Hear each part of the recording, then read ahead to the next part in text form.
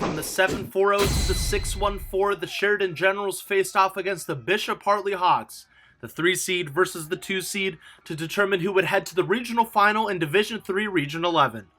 First Hawk drive resulted in a field goal with less than 3 minutes left in the first quarter. Sheridan would end up punting on their first drive, but it wouldn't take long for them to get the ball back as they forced a huge fumble recovery on the Hawks, putting them in the red zone and in scoring position. And they would capitalize as Josh O'Ryan finds Landon Russell wide open on the slant to get the Generals on the board. A blocked PAT would follow, giving Sheridan the 6-3 lead. As soon as Hartley got the ball back, they stuck to their game plan, slowly moving the chains down the field, chew up a lot of clock, and score. Right before the half, Marcellus Parker takes the pitch from 9 yards out and gets into the end zone. The score at halftime would be 10-6 in favor of the Hawks.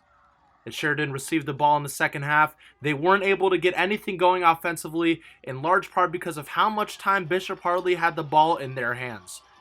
The Hawks' first drive of the second half took over half the third quarter and into the start of the fourth, and ultimately finished in a huge goal line stand from the Red Rage defense, giving the team some hope to drive down the field and take the lead.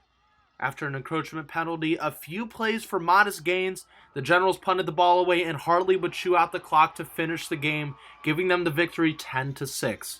A big difference in the game was the fourth down conversions, as every fourth down Hartley had, they converted besides one. Head coach Paul Culver III talked about the impressive run his team had after a shortened season. So they are the most impressive and successful 8-win team I've ever seen.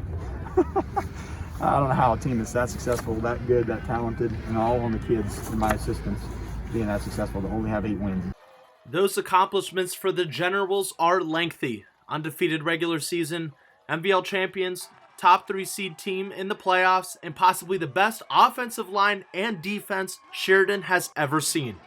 Despite a tough ending to the season, the Sheridan Generals have made their mark on Thornville. Reporting for the 740 Zone, I'm Alex Porter.